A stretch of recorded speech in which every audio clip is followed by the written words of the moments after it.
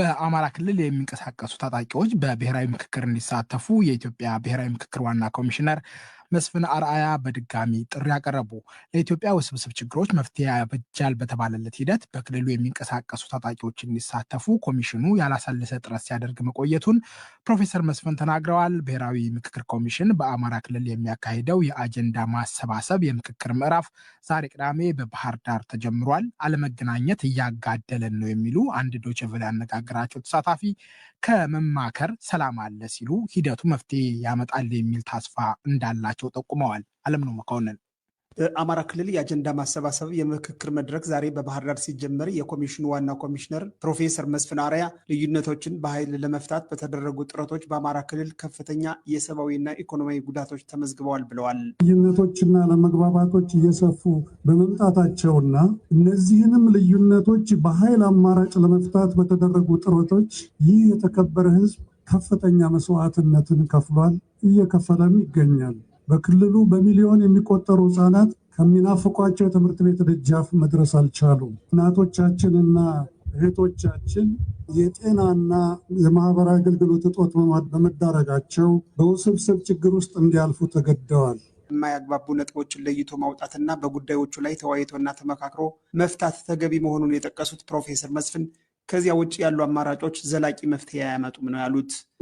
ግጭቶች በዘላቂነት እንዲፈቱ ተነጋግሮ ተደማምጦና ተመካክሮ መግባባት ላይ መድረስ ምንም ሌላ አማራጭ የለውም። ለመመካከርም ያልተግባባንባቸውን ጉዳዮች ስረ መሰረት መለየትና በአጀንዳዎች ላይ መግባባትን ይጠይቃል። ከዚህ ውጭ ያሉ አካሄዶች ለጊዜው አንዱን ተሸናፊ ሌላውን አሸናፊ በማድረግ ጊዜያዊ መፍትሄ ያስገኙ እንደሆነ እንጂ ካሉብን ችግሮች የሚያላቅቁን አይደሉም። በክልሉ ትጥቅ ትግል ላይ ያሉ ኃይሎች ወደ ምክክር መድረኩ እንዲመጡ ሰፊ ስራ ሲሰራ ነበር ያሉት ኮሚሽነሩ አሁንም ታጣቂዎቹ ወደ ምክክሩ እንዲመጡ ጥሪ አቅርበዋል። የኢትዮጵያ ሀገራዊ ምክክር ኮሚሽን የምክክር ሂደቱ ሁሉን አካታችና አሳታፊ መሆን እንዳለበት በጽኑ ከማመን ባለፈ ሕጋዊ ግዴታው እንደሆነም በቅጡ ይገነዘባል። በክልሉ ያሉ ታጣቂ ወገኖቻችንን ጨምሮ ሁሉም ወገኖች እንዲሳተፉ ለማድረግ ያላሰለሰ ጥረት ሲያደርግ ቆይቷል።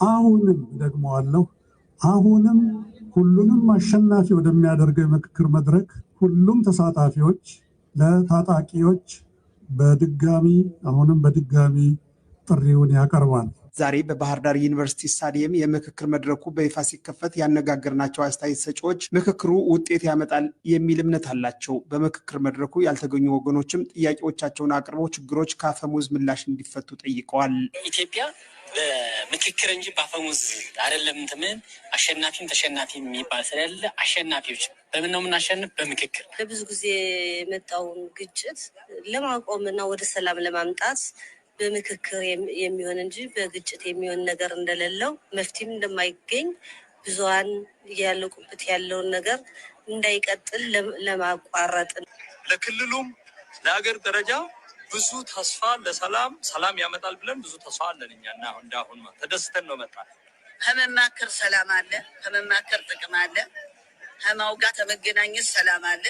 አለመገናኘት እያጋደልን እያፋጀን መጋደል ደግሞ ምንም ጥቅም የለም። ማጉደል እንጂ ማጥረፍ የለበትም። በምክክር መድረኩ በአማራ ክልል ከሚገኙ 267 ወረዳዎችና ከተማ አስተዳደሮች መካከል ከ263 የተመረጡ ከ4500 በላይ ተወካዮችና ከሌሎች ማህበራት፣ የፖለቲካ ድርጅቶች፣ ከሃይማኖት ተቋማት፣ ከተጽዕኖ ፈጣሪ ግለሰቦችና ከሌሎችም የተወከሉ በአጠቃላይ ከ6000 በላይ ተሳታፊዎች እንደሚገኙ ከኮሚሽኑ የተገኘው መረጃ ያመለክታል። ከዛሬ ጀምሮ እስከ ሚያዝያ 4 2017 ዓ.ም በሚቆየው ምክክር የአጀንዳ መረጣና በብሔራዊ ደረጃ ለሚዘጋጀው ውይይት የሚወከሉ ተሳታፊዎች እንደሚለዩም ታውቋል።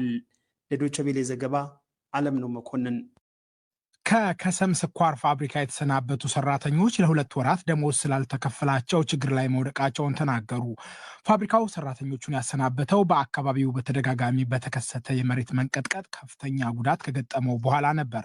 ፋብሪካው ሰራተኞቹን ያሰናበተበት አካሄድ ከሕግ አግባብ ውጭ እንደሆነ የተናገሩት የከሰም ስኳር ፋብሪካ የሰራተኞች ማህበር ሊቀመንበር ማስተካከያ እንዲደረግ ደብዳቤ መጻፋቸውን ገልጸዋል። ስዩም ጌቱ ላለፉት 12 ዓመታት በቀሰም ስኳር ፋብሪካ በቋሚ ሰራተኝነት በመቀጠር የሰራችው ውብነሽ አለሙ 12 ዓመታት በዘለቀው በፋብሪካው ሰራተኝነት ወቅት በዚያው ትዳርን መስርታ 3 ልጆችን አፍርተዋል። ከቅርብ ጊዜ ወዲህ አፋርና ኦሮሚያ ክልል አዋሳኞችን ተደጋግሞ በመጣው የመሬት መንቀጥቀጥ ከፍተኛ ጉዳት የደረሰበት ቀሰም ስኳር ፋብሪካ በሺዎች የሚቆጠሩ ሰራተኞቹን ለመበተን ያስተላለፈው ውሳኔ ክፉኛ ስጋት ላይ ከጣላቸውም የፋብሪካ ሰራተኞች አንዷ ናቸው። የውብነሽ የልጆቿን ሞግዚትና ባለቤቷን ጨምሮ 6 የቤተሰብ አባላት ያለው ጎጆአቸው አሁን አደጋ ላይ መውደቁንም ተናግረዋል።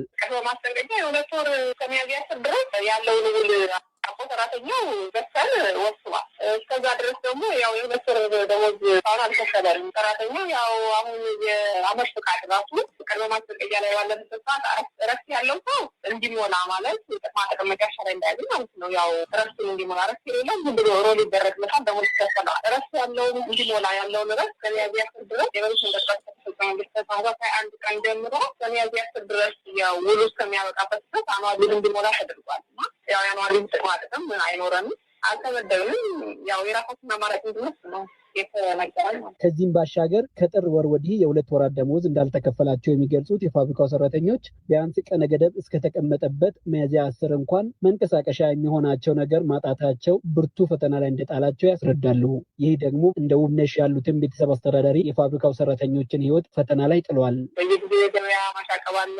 በዚህ ላይ ደግሞ ደሞዝ ሳይከፈል ምንም ሳይኖር ቤተሰብ የያዛለ። ለምሳሌ አሁን 6 ቤተሰብ ይዤ ነው የሚሰደስና ምንም ሌላ ገቢ የለኝም። ባለቤት እዛ ነበር የምሰራው፣ እዛ ነበር የምሰራው። በአሁኑ ሰዓት ምንም ስራ አላገኘንም።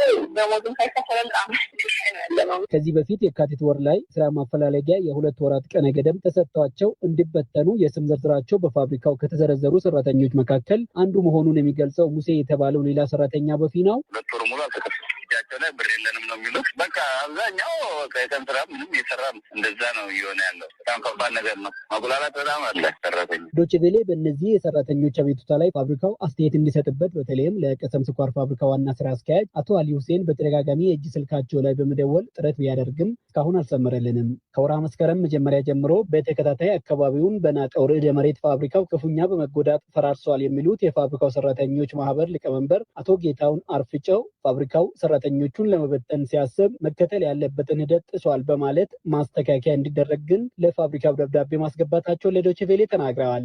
አንደኛ የሰራተኛ ቅነሳ ሲያደርግ ማለት ነው በህጉ ላይ ያለው ከሰራተኛ ማህበር ጋር ወይንም ከሰራተኛ ተወካይ ጋር አብሮ ይሰራል ነው የሚለው። ስለዚህ ያን ባለማድረጉ ከህግ አግባብ ውጭ ነው አሰሪ ወገን። ሁለተኛ የማስጠንቀቂያ ጊዜ አዋጁ ላይ ወይ ህጉ ላይ የሚለው 1 ዓመት ላገለገለ 1 ወር፣ እስከ 9 ዓመት ላገለገለ ደግሞ 2 ወር ላይ ከ9 ዓመት በላይ ላገለገሉ ሰራተኞች 3 ወር ነው ማስጠንቀቂያ ጊዜ።